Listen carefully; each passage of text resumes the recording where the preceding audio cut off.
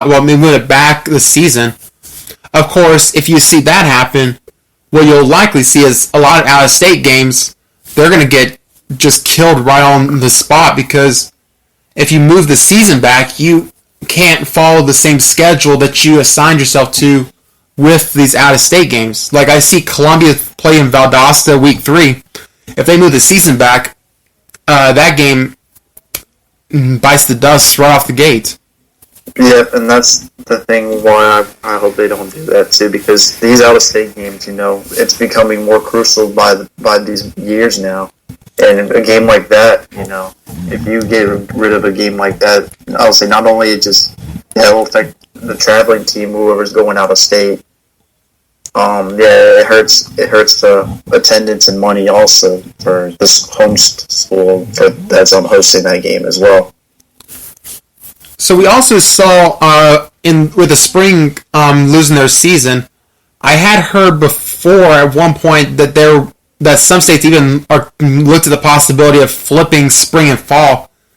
I honestly am not behind that idea. I feel like doing that, you're essentially just potentially sacrificing the spring a second class in a row of seniors in order to basically have a possibility of having football in the spring. I'm just not behind that idea at all. And me neither. I'm not behind that idea at all as well. They just need to keep things the way they are, in my opinion. Because I feel bad, really bad for those seniors that lost their senior season this past spring, because really it was stuff that out of their control, and unfortunately there really was nothing that could be done. Even the ideas I've seen before that I think New Jersey floated with the idea of trying to add an extra year of eligibility for the spring athletes, but stuff like that, it takes a lot of moving things around, moving parts to be able to even consider that possibility. Yeah, believe me, I felt really bad for the class of 2020, especially with the spring sports like lacrosse, flag football, track and stuff, and all those spring sports that couldn't finish their season. I mean, it was just sad and just a heartbreaking moment for sure. They couldn't live what I did when I was in high school my senior year and when I played sports, and it's just really sad. And I really hope that doesn't happen for the class of 2021 either, for anyone that's involved in any sports. And the same thing I kept seeing was that people were talking about the idea of I think this was mentioned about a month ago, the idea of try to bring football back even if you could do it with no crowds. Now, I don't know about the potential financial burden that's going to have on schools, because football is hard enough to even the money they do make, you pretty much just throw that out the window and it becomes the highest expense sport at that point. But the more I think about it, the spring sports would have a much better chance of social distancing than you would have with the fall sports, because for the most part the spring sports are non-contact sports. Baseball's non-contact, softball's non-contact. What were some of the other ones you said a second ago? Track and field's not really contact. Yeah, that's a non-contact sport. I guess lacrosse is probably the closest thing that I think I heard. And girls flag football. Those were the two that would be considered contact sports. Yep. But the other sports would have a much better chance of running a season than having a full contact sport. In fact, football's not the only sport right now that may be on the potential chopping block for this year. Volleyball is an enclosed gym. You got concerns there. And if this thing drags out, we're looking at potentially basketball that could be at risk as well. Yeah, and that would be really rough too. And that's what I'm saying why I'm not all for canceling complete seasons either, because like I said, they bring money into the schools, tickets and concessions and stuff. So I don't know how they're going to figure that out, but I feel like canceling it all, it just ruins just money going towards the school and whatnot. Anything else you want to hit on with that COVID topic? Or did we basically cover it all? I think we pretty much covered everything, but like I've said before, there is still hope in the Northeast Florida, even in the Panhandle, especially as long as the viruses, the cases are not just, they don't keep going up a lot, and there's actually, there's very few deaths. I believe that, yeah, they should still have a season, right? Especially, yeah, football, volleyball, all those fall sports, because winter and spring's not the topic right now. It's all about fall sports. Everyone's looking at not just football, but like I said, volleyball and slow pitch softball and whatever's else is in the fall. Oh, I got you. I was only pointing out because like I was just looking at all the potential risks just in the time frame that they keep pointing out, because they keep feeling, because everything that they've been talking about with the vaccine, they're talking potentially beginning of 21. So without that, it's all up to everyone's social distancing to hopefully be able to get things back in the fall and the winter. Because if they don't follow that, everything for the rest of this year is at risk. Exactly, and that's why I said we all got to see how fall season goes. And I'm telling you, I just want to see sports go back. I just want it all to be back because, like I said, with Corona going on, and there's like no live sports even on TV really. Which I know they talked about starting baseball next month and NBA and whatnot, but it's just, I'm sure most people, even whether it's just parents of high school athletes and stuff, they want to see sports. They don't want to keep seeing the news talking about Corona and just watching movies all the time. All that stuff. Yeah, sports has always been a good distraction from the outside world. Yep, and like I said, I don't believe it as a complete distraction, but I believe it is a way of life, and I've always believed that ever since I was a little kid. It's just a way of life. It's a big part of my life as well, too, even for someone who also played sports as well. For sure. Obviously, with the assumption that we'll have a season, what are some teams that we should be keeping an eye out for in Northeast Florida? Oh, boy. So here we go. So, football. I've already made early predictions before, and like I said, it's still early to say. So, for all y'all that are listening, if I don't mention your name, like your team name or anything, just please do not come at me about this because, like I said, it's early, okay? And we don't know what's going to happen, but I've got a few teams in mind. So, I'm going to start with the Duval County area, public and private, and then I'm going to go out of county.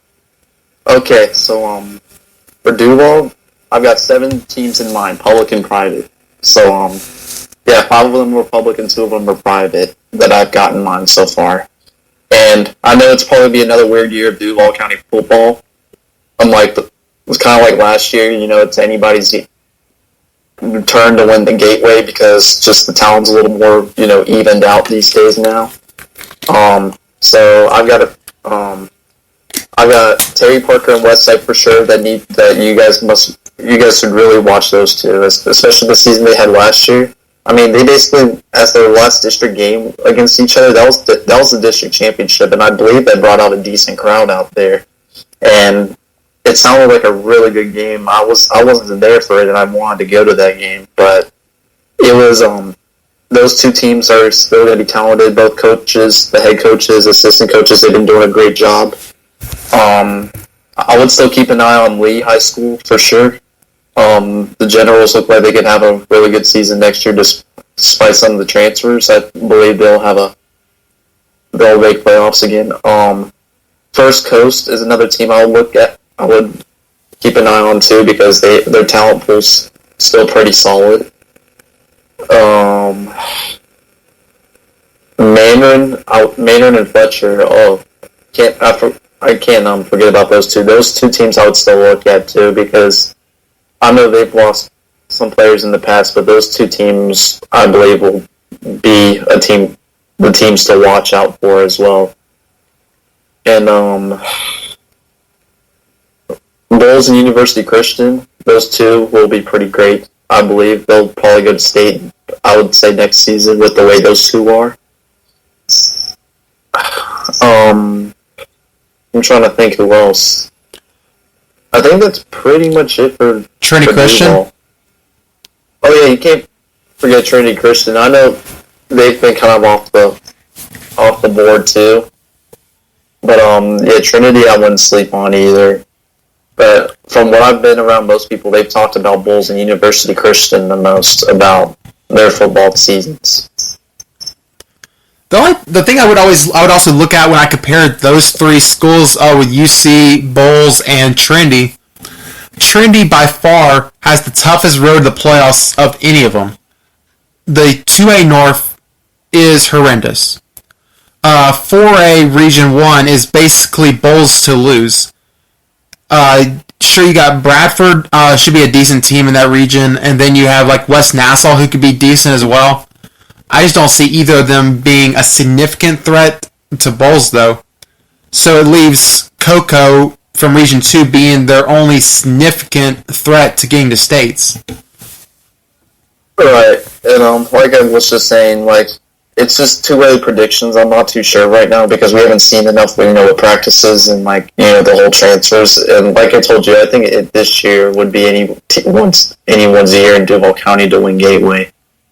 But, yeah, the teams I mentioned, they all have great chances, but it's just unsure right now. But outside of Duval County, I've got Bartram Trail, who I think will be really good this year still after the season they had last year, and they were bound to go to state last year with that team. They really had a great team last year, and I thought they could have made it to state with that team. And this year their talent, it seems like they can really pull something off this year. And then Pedro Menendez, I'll definitely have there too, especially with the new head coach. I believe they'll put him in the right direction.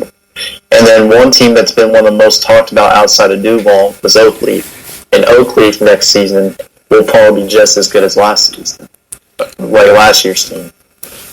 I think they might actually be better, honestly, because the players they picked up, they've been picking up some solid players. And another thing I looked at, you also mentioned Bartram. I can make the case right now that Bartram and Oakleaf have the best two quarterbacks in Northeast Florida, with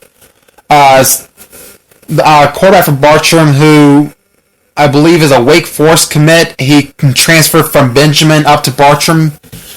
He'll be a senior this year. And then Walter Simmons, a three-star quarterback as well, because they're both three-star quarterbacks. He hasn't decided on where he'll play, but he'll definitely be a quarterback to watch up in the area.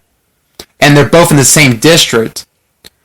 And in addition to that, you also have Sandalwood in that district. You also have Mandarin, who you mentioned earlier, and Nice. The biggest concern, obviously, with Mandarin is, will they have a quarterback in play that can help them keep up with the quarterback from Bartram or the quarterback from Oakleaf?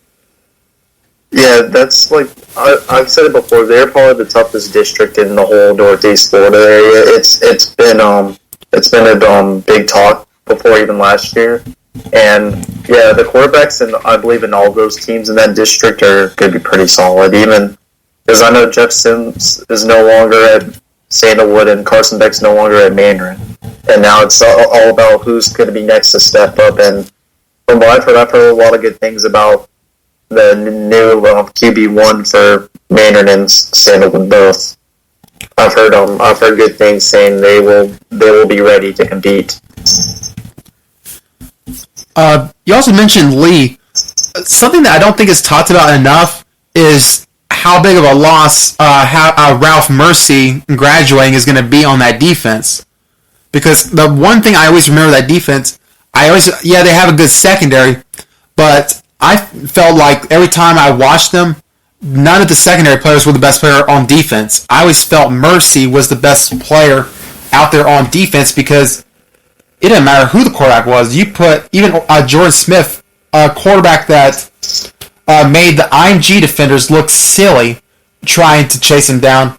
Mercy was able to catch him from behind when he was and chase him down.